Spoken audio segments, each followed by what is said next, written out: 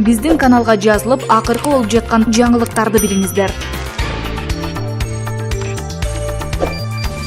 Урматтуу достор, президенттин кадр тандап, аны да жөн тандабай эски каршкырларды кызматка коюп жатканын көрүп кыжырыбыз келгени чын. Бирок биз баарын түшүнүшүбүз керек. Азыркы келгендердин баары убактылуу. Референдум өткөндөн кийин ар бир кызматка дыккат көңүл бурулуп, кесипкөй жаштар келет. Ушундай оор кырдаалда биз президентти колдоп туралы. Суудай агылган эл алдында ишенип коюңуздар. Ишеничиңерди актаймын деп сөзүн берген Садыр Нуркожоевич албетте элдин ишеничин актайт. Буга чейин 30 жыл айдалып талкалаган машинага туш келдик. Ал жүрбөй калган машинага кырчындай билимдүү жаштарды салып алганы менен көздөгөн максатыбызга эч качан жетпейбиз. Ошондуктан алды артын тазалап, келечектеги прогрессивдүү жаштарга жол ачуу үчүн күнү түнү иштеп жатат. Бир аз убакыт өткөндөн кийин жаңы жүздөр, жаңы профессионал жаштар жана карапайым элдин уул кыздары жумушка орношо баштайт. Албетте конкурстук негизде. Андыктан баарыңыздарга сабырдуулук каалайм.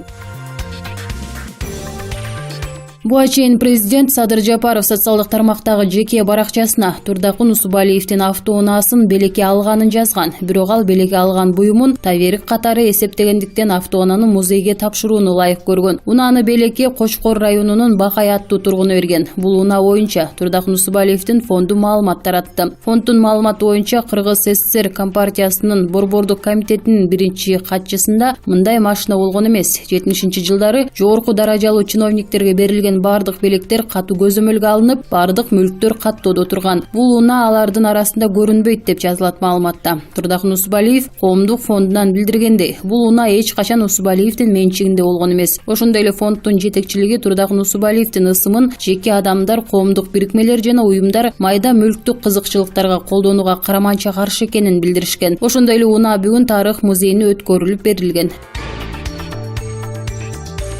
Биз шаардыктар Нариман Түлеевдин кадырын баалабадык деп экс-депутат Жылдыз Жолдошова социалдык баракчасына жазып чыкты. Калыс сөзүмдү айтууга убакыт келди окшойт. Бишкек шаарынын мэри керек болсо Кыргыз Республикасынын премьер-министринен да күчтүү инсан болушу керек. Нариман Түлеев мэр болуп турганда мурунку бийлик кандай гана жалган жалалар менен Түлеевдин мүлктөрүн рейдерлик жасашып тартып алуу менен чектелбестен мыйзамсыз камаган, аны баарыбыз билебиз. Спонсорлордун эсебинен Южный магистраль, Бөкөнбаев көчөлөрү асфальтталган. Паркы көптөгөн скверлер оңдолуп, ала туу аянты калыбына келген. Шаар таптаза болуп, кулпунуп, түрдүү гүлдөргө оролгон. Азыркы салынган, ошондой эле салынып жаткан парктар Түлеевдин идеялары, пландары эле. Эгерде Бишкек мэрин шаардыктар өздөрү шайлай турган болсо, талашсыз Нариман Түлеев мэр болмок. Ошондуктан быйылкы жылдын Бишкек шаардык кеңешине катышууңузду суранам. Урматтуу Нариман Ташполотович, биз сизди баарыбыз колдойбуз. Себеби Бишкек шаары республикабыздын борбору. Бишкек шаары сенин менин сүйүктүү, көрктүү шаарыбыз. Келгиле, Нариман Түлеевди колдоп алалы дейт Жолдошова өз сөзүндө. Президент Садыр Жапаров 6 жарлыкка кол койду. Бул тууралуу президенттик аппараттын басма сөз кызматынан билдиришти. Саламаттыкты сактоо, өлкөнүн финансы рыногун, агро өнөр жай комплексин мындан ары өнүктүрүү боюнча чаралар, мыйзамдарды инвентаризациялоо жана санарип технологияларды киргизүүнү активдештирүү жөнүндө жарлык. Саламаттыкты сактоо чөйрөсүн өнүктүрүү жана калкынын жашоосунун жана саламаттыгынын сапатын жакшыртуу боюнча кечиктирилгис чаралар жөнүндө жарлык. Финансы рыногун мындан ары өнүктүрүү боюнча чаралар тууралуу жарлык. Кыргыз Республикасынын агро өнөр жай комплексин өнүктүрүү боюнча чаралар боюнча жарлык. Кыргыз Республикасынын мыйзамдарына инвентаризация жүргүзүү жөнүндө жарлык. Калкка мамлекеттик жана муниципалдык кызмат көрсөтүүлөрдүн жеткиликтүүлүгүн жана сапатын жогорулатуу боюнча мындан аркы чаралар тууралуу жарлык. Эрмек Нургазиев президент Садыр Жапаровдун Бишкек мэриясындагы кадрдык өзгөрүүлөр боюнча комментарийине оюн билдирди. Анын айтымында Садыр Жапаровдун мэрлик кызмат боюнча билдирүүсү жарыяланган социалдык баракча фейк баракча. Бул жөн гана кимдир бирөө тарабынан айтылган комментарий. Бул фейк. Көптөгөн жасалма баракчалар бар, деди ал Акипресс агенттигине берген комментарийинде. Нургазиев Жапаровду интернет аркылуу сүйлөшпөйт деп эсептейт. Эмне үчүн мен четке кагам? Мага чалышса кетем деп эле айтат элем. Ал интернет аркылуу сүйлөшпөйт. Ал мага чалып айта алат. Мен иштеп жатам. Нургазиев премьер-министр Улукбек Мариповдун буйругу менен убактылуу мэрдин милдетин аткаруучу болуп дайындалган.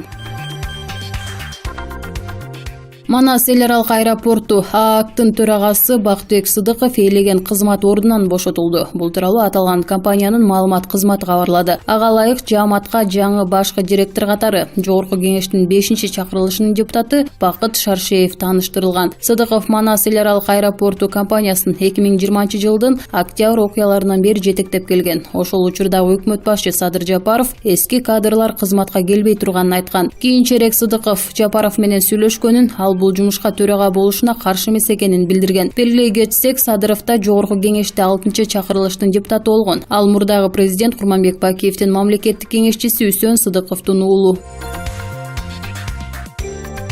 Улуттук коопсуздук боюнча мамлекеттик комитеттин мурдагы төрагасы Абдел Сегизбаевдин үстүнөн 5 кылмыш иши тергелип жатат. 6-да иш бар. Бул тууралуу 9 февралда Азаттык радиосуна башкы прокурор Курманкул Зулушев билдирди. Анын айтымында ишти аскер прокуратурасы тергеп жатат. Ушул иштердин баарына тергөө баа берет. Эч кандай саясий куугунтук менен камап алып тергеп жаткан жерибиз жок. Белизгейт боюнча ошол убакта саясатчылар кордолгонун билесиздер да. Индира Жолдубаеваны да суракка чакырып сурап жатышат. Күнөөсү болсо эч ким жооп бербей калбашы керек. Ал эми күнөөсү жок болсо саясий уран менен жоопко тартпашыбыз керек. Сегизбаев Белизгейт окуясы боюнча жазык кодексинин 320-беренесинин кызмат абалынан кыянаттык менен пайдалануу негизинде кармалганы айтылып, 25-январда Бишкек шаардык милициясынын убактылуу кармоочу жайына камалган.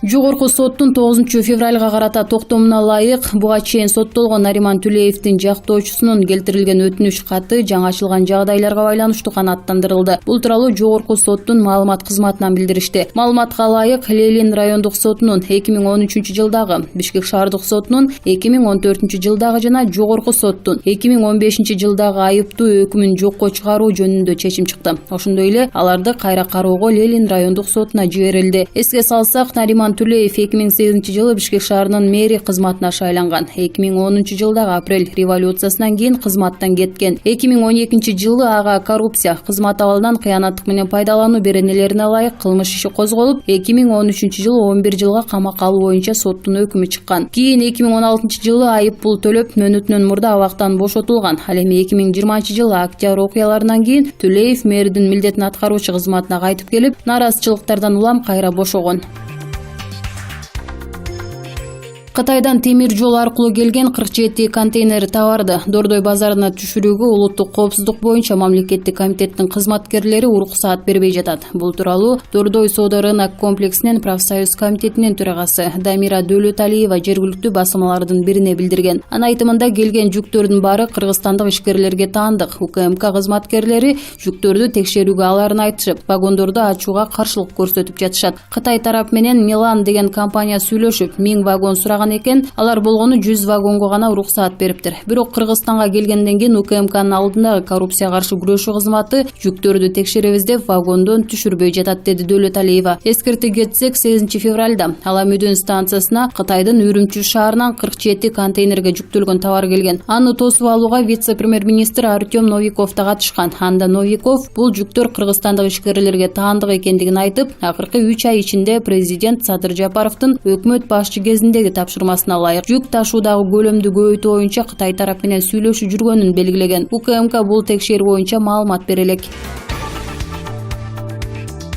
Бишкектин 1-май райондук сотунда бүгүн 9 февралда мамлекеттик бажы кызматынын башчысынын мурдагы орун басары Райымбек Матраимовдун коррупцияга байланыштуу иши боюнча алгачкы сот отуруму жабык өттү. Жарым сааттай уланган отурумдун башталышына чейин журналисттер сүрөт жана видеого тартууга мүмкүнчүлүк алышты. Бирок отурум башталганда судья видеого тартууга тыюу салды. Сот залы тар болуп калганы айтылып, журналисттер сыртка чыгарылып, эшик алар үчүн жабык болду. Отурумдан чыккан Матраимов жана анын адвокаттары журналисттердин суроолоруна жооп берүүдөн баш тартышты. Соттун басма сөз кызматы Азаттыкка киши көп келери белгисиз болгон зал кичине болуп калды. Башка зал издесек табылган жок, ошондуктан башка күнгө жылдырылды деп билдирди. Соңку маалыматка караганда кийинки отурум 18 февралга белгиленди.